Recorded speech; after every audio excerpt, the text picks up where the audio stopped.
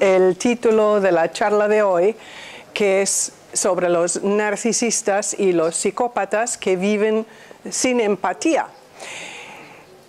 Por el otro lado, antes que nada, porque estamos aquí en una sala sin luz de día, espero que habéis disfrutado tanto como yo del sol de esta mañana. Yo vengo del otro lado de San Pedro y cómo he disfrutado de la naturaleza bajo el sol comparado con estos días que llevamos teniendo.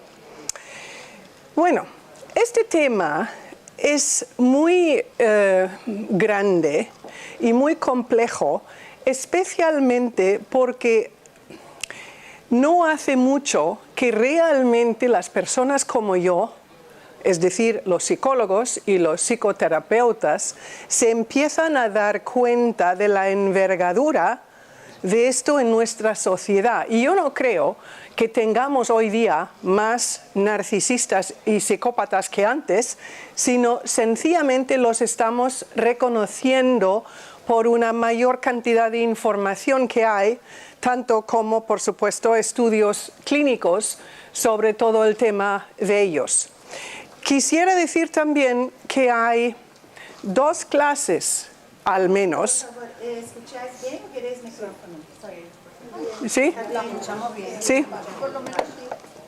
Si alguien no escucha bien, me levantáis la mano y empiezo a usar el micrófono. Hay dos clases de narcisistas y dos clases de psicópatas. Y las dos clases de narcisistas son el grandioso, luego ya lo comentaremos un poco más, y el encubierto o vulnerable. La palabra en inglés me gusta más que la que se está utilizando en español, porque en inglés la palabra es covert, y para el narcisista vulnerable o encubierto. Y covert es una palabra que se suele utilizar para espías que funcionan debajo de la superficie. Y claro, ese narcisista comparado con el grandioso que se reconoce, tipo el señor en la Casa Blanca, el encubierto o el vulnerable típicamente no se reconoce. Entonces, eso es un asunto muy importante a la hora de trabajar con alguien que ha tenido, vamos a decir, una relación con un narcisista encubierto, porque a menudo nadie se ha dado cuenta, excepto detrás de puertas cerradas. Y el otro tipo de narcisista, el grandioso, como digo, ese sí es mucho más fácilmente reconocible. Y hay dos clases de psicópatas.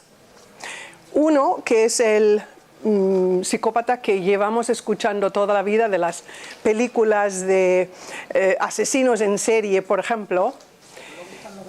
Y los psicópatas sociales, que son aquellos que se encuentran muy a menudo en las oficinas, los despachos corporativos, los jefes, algunas veces de las corporaciones. Ese psicópata social es muy diferente al criminal, porque no suele matar a nadie, pero sí suele hacer mucho daño a otro nivel. También el psicópata social es uno que puede ser un padre de familia o una madre de familia, aunque hay que decir que el porcentaje de psicópatas masculino es mucho más elevado que aquel de las mujeres, aunque en narcisismo tenemos una buena cantidad en ambos sexos. Para ilustrar un poquito la falta de empatía que estas cuatro situaciones reflejan, os hablo de una película de los años 90 con Nicole Kidman. Creo que la película se llamaba en español Malicia. Y ella, Nicole Kidman, quería saber, porque hace el papel de una psicópata, quería saber verdaderamente cómo se tendría que estar portando para que los que ven la película pudiesen saber desde un comienzo que ahí andaba algo mal. Entonces se entrevistó con uno de los investigadores más conocidos y que realmente ha escrito una serie de libros muy interesantes, que se llama Robert Hare. Es un psicólogo o psiquiatra criminalista en la Universidad de British Columbia. Desde hace muchísimos años lleva estudiando psicópatas criminales, no tanto los sociales. Y escribió un libro que se llama Sin conciencia, pero claro, yo tengo la copia en inglés.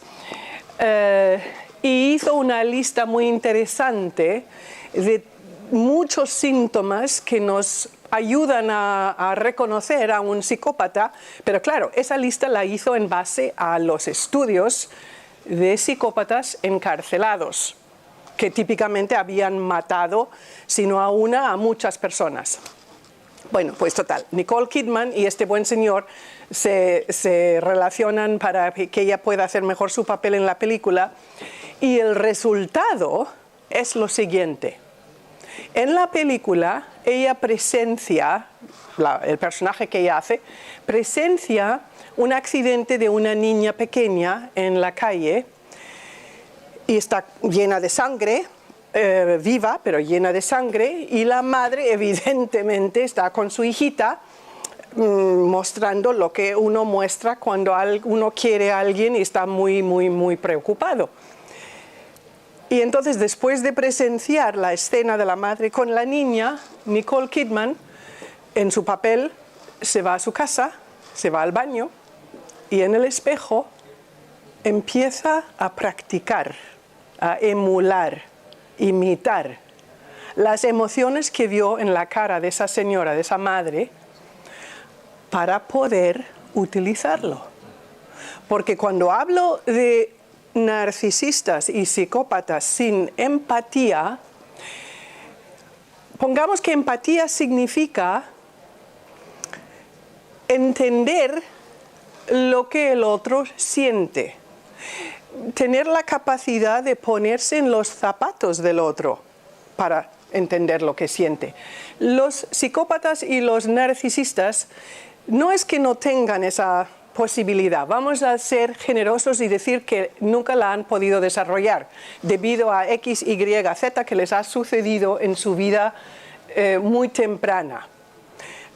Aún no hay realmente conclusiones firmes sobre este tema. El hecho es que un narcisista y un psicópata típicamente no tienen esa capacidad y por eso son capaces de hacer las cosas que hacen. Aunque el caso del narcisista, claro, no mata a nadie, o el psicópata social tampoco mata a nadie, o tortura físicamente a alguien, no es sádico en el sentido clásico del sadismo. Pero claro, si yo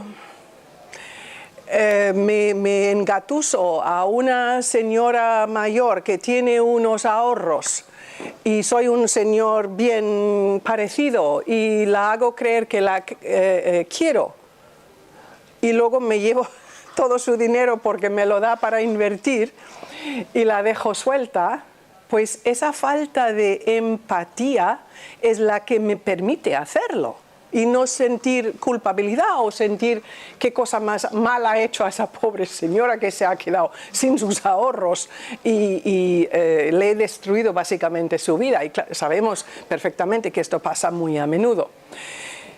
Bueno, entonces, volviendo al tema de los psicópatas, Hare, el investigador en Canadá, se empezó a dar cuenta que cuando él intentaba mandar psiquiatras a trabajar con los psicópatas encarcelados, no funcionaba. Y no funcionaba por lo siguiente, claro, pasaron años para que se dieran cuenta de esto. No funcionaba porque un psicópata suele ser muy inteligente y según lo que le preguntaba el psiquiatra, aprendía, ajá, eso es lo que no debo de decir, o aquello es lo que no debo de mostrar. Y entonces cuanto más aprendía, más sabía cómo engañar, haciendo una apariencia de alguien que ya estaba sanado, curado, que ya podía volver a entrar en sociedad. Y inicialmente soltaban liberaban a presos de este tipo creyendo que ya habían sido rehabilitados y no lo estaban, porque tenían esa capacidad de mimo, digamos, o no de mimo, de imitación. Con lo cual, poco a poco se empezaron a dar cuenta que sin verdaderas ganas de cambiar, y para eso normalmente tienes que ser consciente de cómo eres, no hay cambio posible. Y llegaron poco a poco a la conclusión de que esto no aplica solamente a los psicópatas, sino a los narcisistas. Claro, los narcisistas es un paso mucho menor a nivel de cosas terribles que pueden suceder, y sin embargo, si yo tengo una relación con un narcisista, o si mi madre es narcisista, mi padre, mi hermano, mi hijo, mi pareja, y tengo la esperanza de que esta persona, porque todavía la quiero, puede cambiar, me equivoco. Los datos que nos dan en todo el mundo las personas que trabajan, las pocas personas que trabajan con narcisistas, porque típicamente el narcisista y el psicópata, pero jamás se va a meter en la consulta de un psicólogo o psiquiatra, al menos que esté encarcelado, evidentemente, voluntariamente. O se va a meter, esto me pasa a mí a veces, que viene el narcisista con la pareja, sean del sexo que sean cada cual, ¿no? Porque, como digo, es bastante común que sea de un sexo o de otro. La pareja insiste, tenemos que hacer terapia de pareja, y el narcisista, si uno que está en mi lado del sofá, digamos, no está consciente de lo que puede estar sucediendo, llega a convencer con bastante facilidad al terapeuta que él o ella es el que hace todo bien, y la persona que realmente está buscando arreglar esta relación está medio chiflada, loca, no ve la realidad de las cosas, etcétera, etcétera. Por eso, también quien ha tenido o cree haber tenido una relación con un narcisista, si queréis hacer terapia con alguien, por favor, buscar a alguien recomendado en esta materia. Porque desgraciadamente, cuando sacamos nuestros títulos, y no importa en qué país, porque el mío no es de aquí, mi doctorado es de Estados Unidos, y aquí pues me imagino que se hace de modo similar, o Francia o Alemania o el país que sea, no se suele trabajar sobre el tema del narcisismo de la misma manera que, por ejemplo, se suele trabajar sobre los bipolares o esquizofrenia, etcétera, etcétera. Entonces, la información que tiene el clásico terapeuta no es suficiente para reconocer los signos, digamos, de traumatismo en alguien que ha tenido una relación con un narcisista.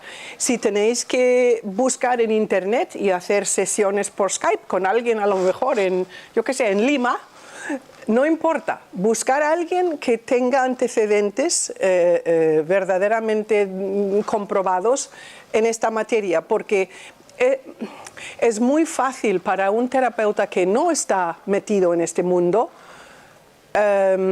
tachar a la víctima de narcisismo en relaciones, aunque sean los padres, me da igual, ¿no? La relación puede ser cualquiera.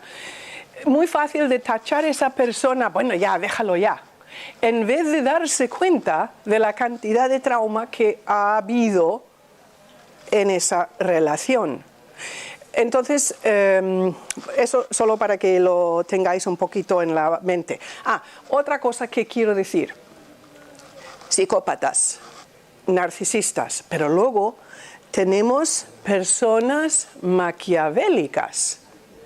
Personas maquiavélicas pueden ser muy mala gente, pero no suelen carecer de empatía. pueden tener gran corazón y sin embargo ser maquiavélicas por su manera de funcionar. Quiero hacer esa distinción porque es muy fácil meter a todos en el mismo cubo y no es correcto. Personas con el trastorno límite de la personalidad, que en inglés llamamos borderline, también a menudo se relacionan con narcisismo y sí puede haber una personalidad muy narcisista que tenga también ese trastorno. Pero típicamente la persona que solo tiene el trastorno no carece de empatía. Estamos hablando de algo muy distinto. La charla que di hace poco sobre vampiros energéticos y emocionales, igualmente pueden tener rasgos de narcisismo, pero no suelen carecer de empatía. Y finalmente, las personas que son emocionalmente inasequibles, es decir, no quieren darse en una relación, aunque estén casados, pero nunca dan de sí o nunca quieren mostrar sus vulnerabilidades. Esas personas tampoco carecen de empatía, aunque tienen rasgos a menudo que son muy similares a los del narcisismo. ¿Por qué digo tanto sobre esos que sí son empáticos? Porque es tan fácil en nuestro mundo de hoy ver que alguien se porta así o así en alguna cosilla e inmediatamente tacharlo y decir, es un narcisista. Pues vamos a hacer la prueba de fuego, vamos a ver cómo reaccionas si a lo mejor cuentas algo triste de ti o de otra persona y ver si la reacción es empática o no. No es una prueba al 100% contundente, pero ya os da un poco de información más. Sabéis perfectamente que si tenéis un dolor en la espalda y vais al internet, rápidamente tenéis cáncer o vais a morir mañana. Porque el internet está lleno de información que a lo mejor no aplicamos debidamente. Igualmente, el internet está lleno de información sobre psicópatas y narcisistas. Muchísima información. Y mucha de esa información es buenísima, pero mucha no lo es, porque viene, digamos que la persona que la está escribiendo, incluso si es alguien en mi profesión, a lo mejor ha tenido malas experiencias personales y entonces hay cierta inversión emocional en cómo está escribiendo los artículos o lo que esté escribiendo en su portal, en vez de ser bastante objetivo, ¿no? Hay que mantener la objetividad si se hace lo que hago yo. Por lo tanto, lo que hay en el internet hay que tomarlo siempre con un grano de sal. Y por supuesto, lo que yo estoy diciendo aquí hoy pasa lo mismo, tómalo con un grano de sal, haz tus propias investigaciones y consulta con personas que a lo mejor tienen más información que vosotros sobre este tema. Bueno, ahora vamos a hablar un poquito sobre el grandioso, el narcisista grandioso. Porque a lo que quiero llegar hoy, y como hemos empezado muy tarde, la verdad no sé hasta dónde vamos a llegar, pero bueno, lo que quisiera hacer es un poquito hablar de las 4 distintas cosas, de 2 psicópatas, 2 narcisistas, luego las clásicas cosas que suceden en las relaciones narcisistas y al final, si tenemos tiempo, un poquito lo que se puede hacer si se está queriendo salir o si se acaba de salir de una relación narcisista. Bueno, el grandioso es fácil de reconocer, es aquel de que hemos hablado desde hace décadas, porque el narcisista o la narcisista grandiosa siempre cree que es pues maravillosa. Es una persona que no tiene la más mínima duda sobre su forma especial de ser, sobre su derecho a que le traten de una forma especial y, por supuesto, suele exagerar todos sus dotes. Esa persona se ve verdaderamente así y necesita de aquellos que la rodeen o le rodeen como suministro narcisista, es decir, esas personas ayudan a mantener esa imagen, ¿sí? Entonces, si yo tengo relación con un narcisista, mi pareja, mi padre, mi hermano, en el momento en el cual me niego a apoyar la imagen que tiene de sí mismo, porque a lo mejor me he dado cuenta que está abusando de mí constantemente a nivel emocional o psicológico, o hablando mal a mis espaldas, etcétera, etcétera, entonces me niego a seguir en esa relación, pues o bien me van a intentar engatusar a que yo vuelva, lo que en inglés se llama hoovering, que el hoover es la aspiradora. Entonces me intentan aspirar de vuelta, o rápidamente buscan un reemplazo, porque necesitan seguir con ese suministro narcisista que les permite seguir manteniendo su imagen. Típicamente el narcisista, tanto el grandioso como el encubierto, el que va un poquito por debajo de la superficie, empiezan la relación, bueno, ahora hablo de relación de pareja más que nada, empiezan la relación bombardeándote con amor o cariño, regalos, diciéndote maravillas de ti, muy rápidamente pidiendo que te comprometas de alguna manera. Siempre son banderas rojas, ojo. Porque lo que también quisiera decir, las personas que tienen relaciones con narcisistas típicamente también han tenido X en su infancia. No necesariamente abuso, pero definitivamente algo que les ha creado una falta de buenos límites. Cuando tenemos una falta de buenos límites, no reconocemos tan rápidamente el abuso ajeno. Y no reconocer el abuso ajeno significa a menudo que no me amo y no sé amarme. A lo mejor ni siquiera me doy cuenta que no me estoy amando. Y B, que al no amarme, no soy capaz de reconocer que aquello que se me dice o se me hace no es aceptable. Eso, por supuesto, es parte de no tener límites sanos. Y por eso permito, una vez que ese periodo de enamoramiento, lo que llaman el bombardeo de amor, el love bombing, cuando ese periodo inicial donde el narcisista me lleva sobre una bandeja de rosas, y cuando ya estoy adicta a ese amor o esa clase de atención, lo retira un poquito. Entonces, claro, si yo soy adicta a la heroína o a la cocaína y no me la dan o no tengo acceso a ella, pues voy como loca detrás de una manera de conseguir un poco de dinero y poderme dar otro poquito.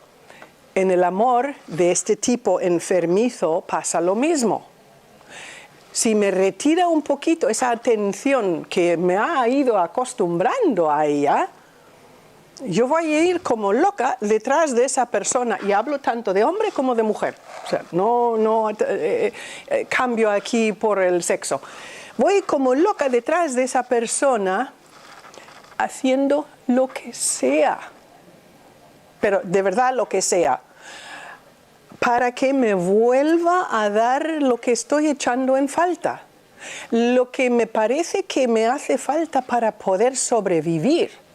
Ahí tenemos otra bandera roja, pero muy fuerte, porque si eso me pasa, me tengo que dar cuenta que algo en mí necesita pulirse, sanarse, cambiarse. Y ese algo no sabemos de dónde viene. A lo mejor no tengo ni memoria de mi infancia donde quién sabe qué pasó, y vuelvo a insistir, no necesariamente es abuso. hay una charla mía en este...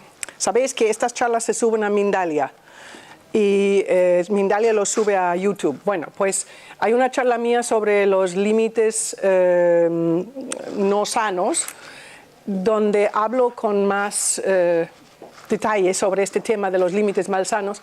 Bueno, pues puedo tener límites malsanos no porque me hayan abusado de pequeña, pero sí porque ha habido algún fallo que otro a nivel emocional para tener el desarrollo ideal psicológico durante esos años primeros. O a lo mejor papá se fue y mamá impidió que me viera y yo qué sé, esas cosas pueden tener muchísimo efecto sobre una cría o al revés sobre un crío, ¿no? Bueno, entonces, si yo estoy yendo como loca detrás de mi pareja porque me ha ido quitando un poco de ese amor que me estaba enseñando, y si no me doy cuenta de lo que está pasando, porque a lo mejor no he escuchado lo que estamos hablando hoy nunca, pues entonces, evidentemente, cada vez que me da un poquito, yo ya me siento otra vez bien y agradecida. Y cuando me vuelve a retirar un poco ese amor, vuelvo a hacer lo que quiere que haga. Y lo que quiere que haga, a lo mejor no es nada malo, pero es malo para mí, porque este tipo de comportamiento es tóxico, abusivo, en todos los sentidos de la palabra. Y no solamente eso, sino que conlleva a que me sienta peor y peor conmigo misma.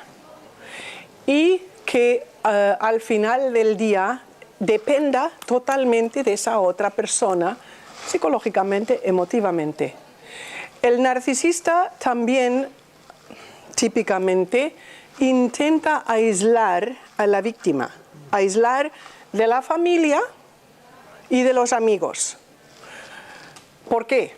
Porque no quiere que nadie se dé cuenta de lo que está pasando. Porque los amigos un poquito más externos o alejados, ellos no se van a dar cuenta nunca porque solo me van a ver en situaciones sociales con el narcisista. Mi familia, sin embargo, va a ver más de cerca lo que está pasando. Entonces es muy bueno no vivir cerca de la familia o es muy bueno crear tensiones e incluso rupturas entre lo que llamo la víctima y el narcisista. Y eso... Mira, eso pasa con tal frecuencia en las familias que cuando conocéis una familia donde hay ruptura entre hijos y padres, no es que siempre sea por eso, por supuesto, pero es una de las primeras cosas que miro, porque puede ser que eso haya contribuido a ello. Bueno, con el narcisista encubierto o vulnerable, aquel que va debajo de la superficie, todo lo que acabo de contar es también cierto, pero aparte de eso, lo que le mueve a ese narcisista es una sensación de autoestima muy baja y necesita tu admiración en algo para que se sienta bien. Esa admiración puede venir porque se cree experto en algún tema. Vamos a suponer que el tema es educación infantil o bueno, el que tú quieras. Y de repente has leído un artículo sobre algo relacionado a ese tema y tienes una opinión ligeramente diferente al narcisista encubierto. Y entonces cuentas lo del artículo, que implica que tu opinión es ligeramente diferente a lo que lleva contando esa persona. Puede dar lugar a lo que llamamos ira narcisista, un brote de ira tal que no sabes lo que te está pasando. No porque te peguen, sino por los gritos y la ira no contenida por una cosa tan pequeña. Si entiendes lo que está pasando, te das cuenta que con esa pequeña diferencia de opinión estás poniendo estás haciendo preguntas, digamos, sobre lo que el narcisista cree que es absolutamente experto. Y claro, con eso, él a lo mejor no se puede seguir viendo con esa misma, a esa misma altura de ser experto sobre este tema. Le estás haciendo dudar de sí mismo y eso no puede permitir. Por eso los brotes de ira. Ahora, si para ese momento tú ya has sido bombardeado de amor y estás metido, por así decirlo, en las garras del narcisista, tú al ver ese terrible brote de ira, te vas a echar para atrás y no vas a darte el gusto de tener opiniones diferentes. Las personas que vienen a verme con problemas de relaciones, ¿no?, la pareja, no hablo ahora de narcisismo, sino cualquier relación de pareja, una de las cosas que quiero saber desde el comienzo es: ¿tenéis derecho de hablaros de manera transparente el uno al otro? Es decir, si yo te digo a ti, pues mira, me parece que hoy lo que dijiste en la cena que estuvimos con los amigos puede que haya caído muy mal porque tú vas a aceptar, a lo mejor no estás de acuerdo conmigo, pero vas a aceptar mi derecho de decirte ese tipo de cosas sin represalias. O inmediatamente me vas a dar la espalda o no me hablas hasta mañana. ¿Entiendes? Entonces, eso no es narcisismo, sino eso sencillamente es una relación de pareja donde no tenemos derecho de hablarnos de manera transparente el uno al otro. En esta relación que estoy describiendo del narcisismo encubierto, por supuesto que no hay tal derecho. Yo tengo que mantener la imagen de mi pareja narcisista de tal manera que mi pareja narcisista siga sintiéndose bien. Yo soy su grupo de apoyo, digamos, ¿no? Y si no cumplo con esto, pues inmediatamente hay represalias, como las que he descrito. Otra de las cosas que puede tomar lugar tanto con el narcisista grandioso como con el otro son las conversaciones de besugo. Conversaciones de besugo sabemos todos lo que son, pero pueden ser pues medio raras o graciosas o lo que sea, pero en este caso son tóxicas. Porque a lo mejor yo al narcisista, él a lo mejor me ha dicho: el cielo tiene color rojo. Bueno, y no es una puesta de sol, como las maravillosas que tenemos aquí, sino es mediodía, el cielo está azul y me está diciendo que el cielo está rojo. Y digo: no, cariño, sí, es azul.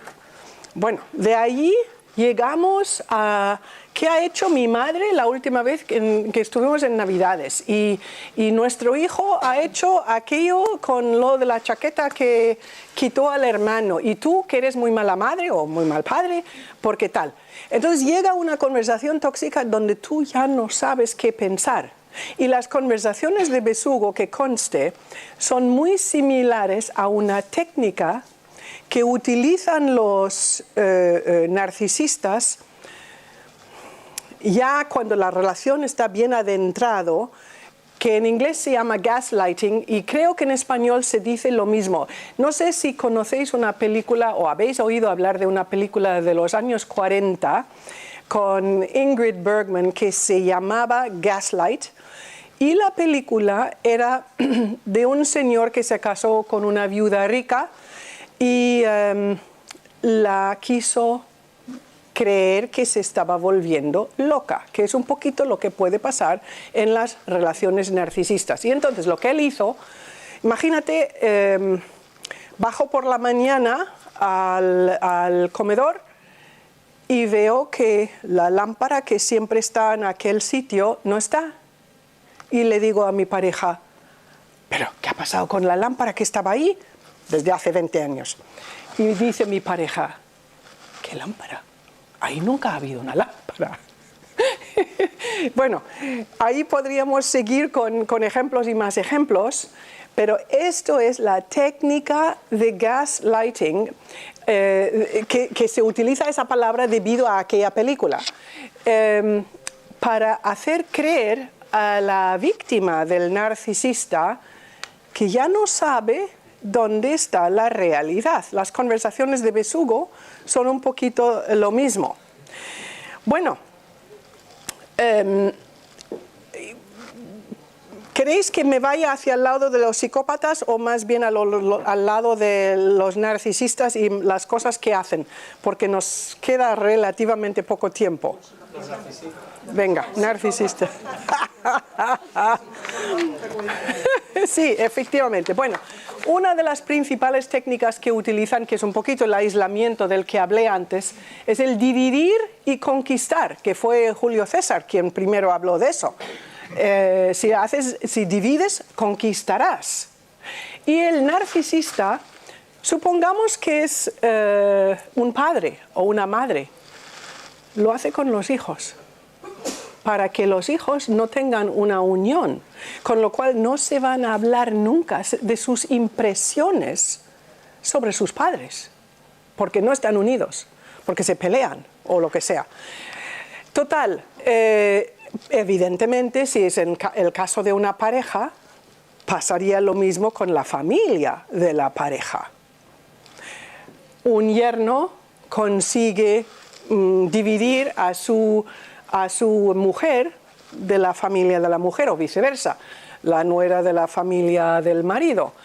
He tenido un caso recientemente de una hija que ha conseguido alejar a todo el mundo de su propia madre. La hija narcisista, la madre me viene y me dice, ¿qué ha pasado? Y me cuenta lo que ha pasado y no se entiende con la cabeza normal, ¿no? Evidentemente, sabiendo cómo es el narcisismo, sí se entiende mejor.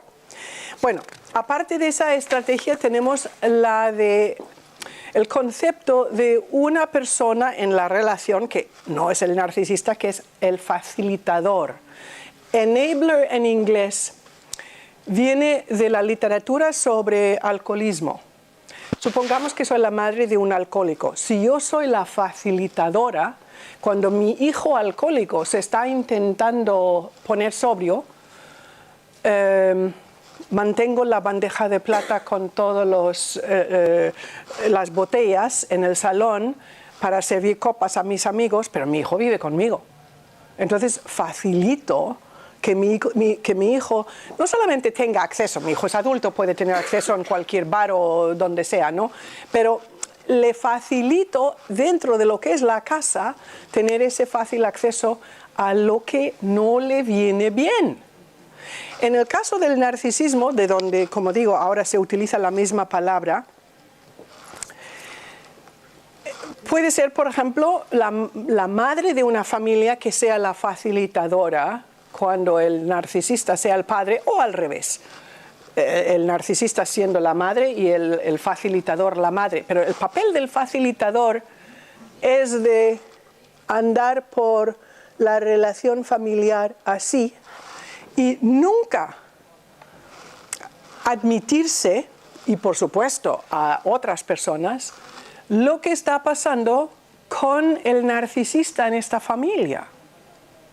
A lo mejor hay abuso emocional, psicológica, puede incluso sexual, y a lo mejor los padres, es decir, los abuelos, se están dando cuenta, o los hermanos de los dos de la pareja se están dando cuenta que aquí pasa algo.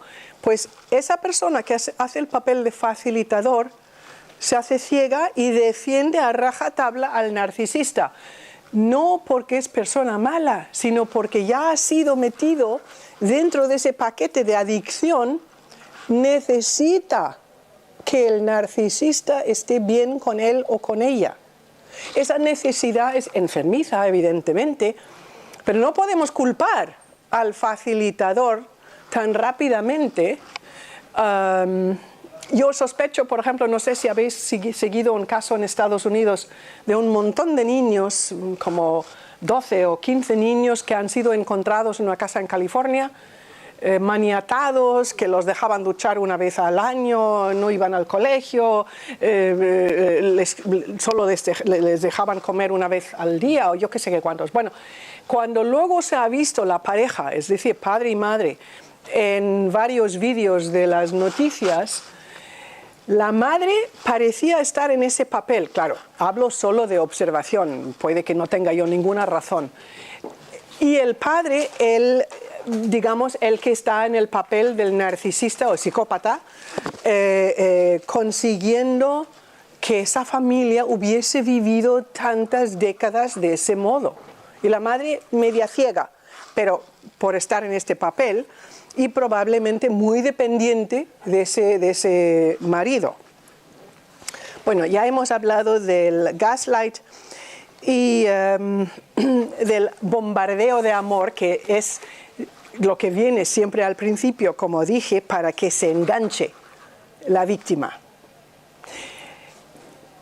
Incluso cuando no estáis con un narcisista, sino a lo mejor con una persona emocionalmente inaccesible, que es una persona que, no, como dije antes, que no se puede dar de sí emocionalmente, que no quiere tener vulnerabilidades. Sin embargo, esa persona, igual que el narcisista, necesita engatusarte.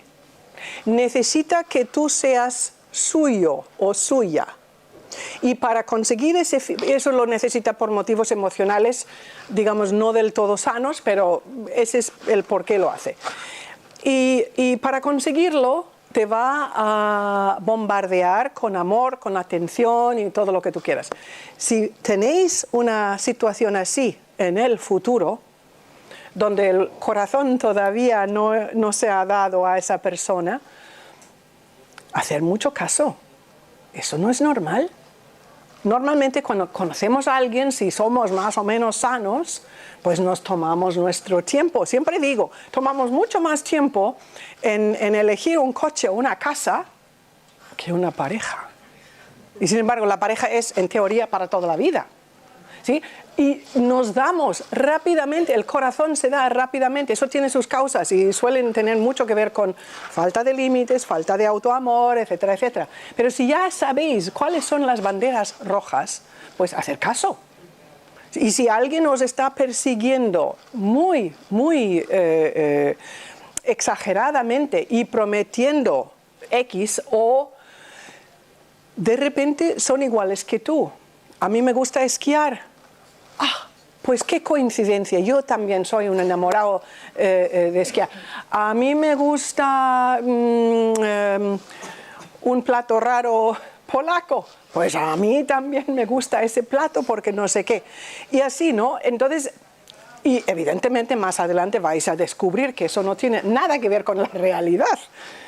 Pero cuando veis esas banderas rojas, muy al comienzo, cuando el corazón todavía no está metido, aunque sintáis mucha atracción, pues en ese momento echaros para atrás y pensar un poquito, especialmente si ya habéis tenido una relación más o menos como las que estoy describiendo.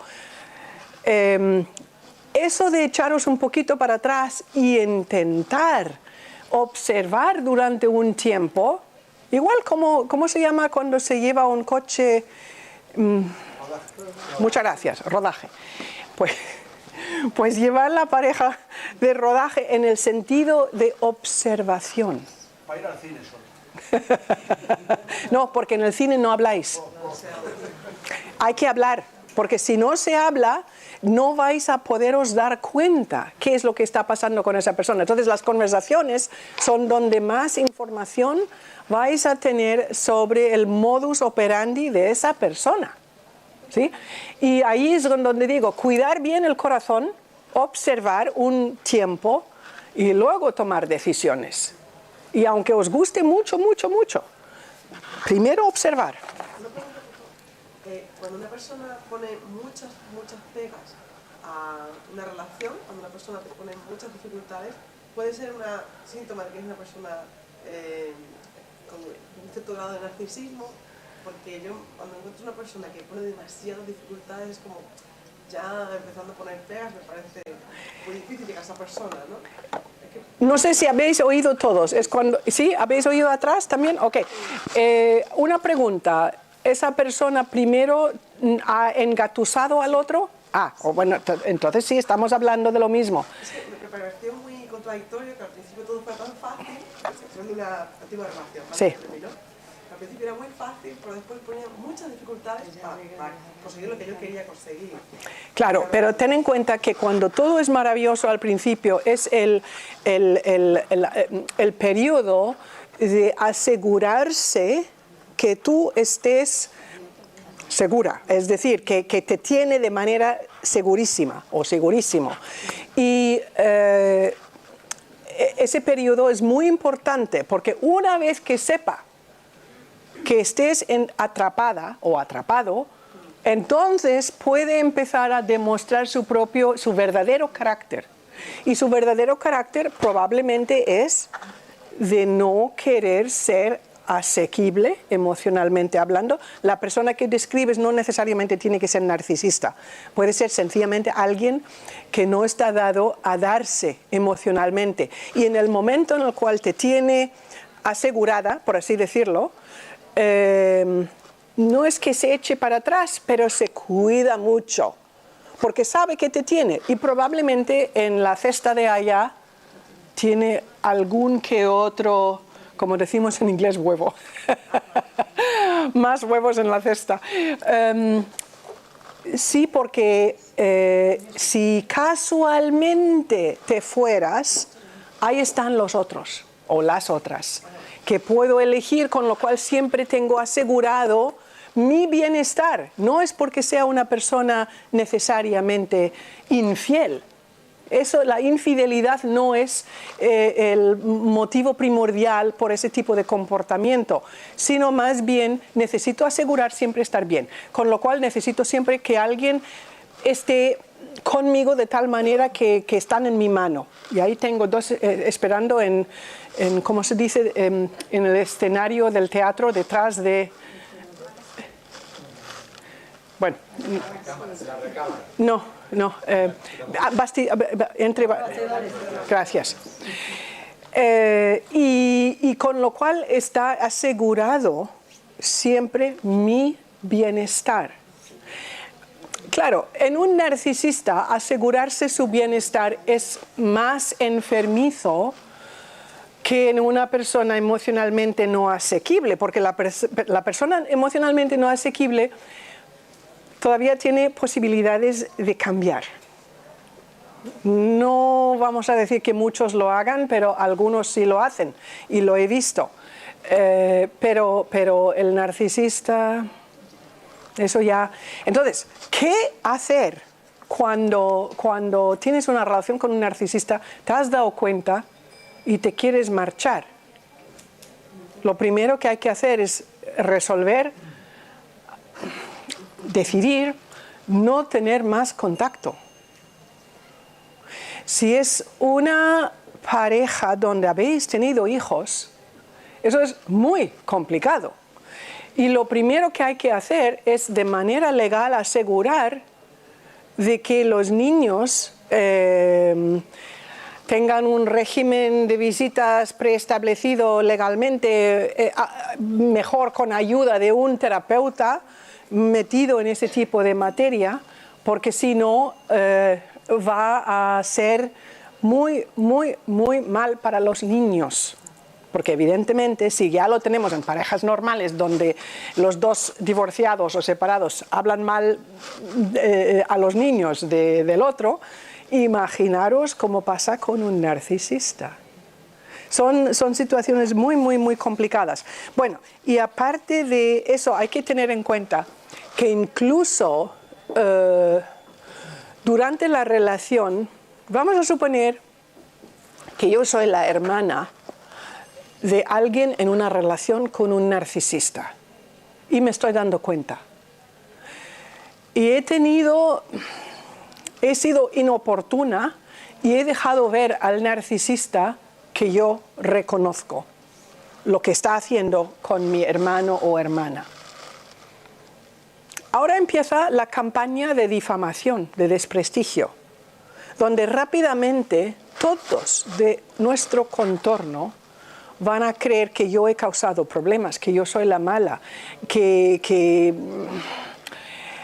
yo soy una persona de no fiar, etcétera, etcétera. Esa campaña de difamación es muy clásica en las relaciones con narcisistas, porque el narcisista necesita asegurarse de que los demás lo sigan viendo o la sigan viendo como una persona, pues, como quiere que vea.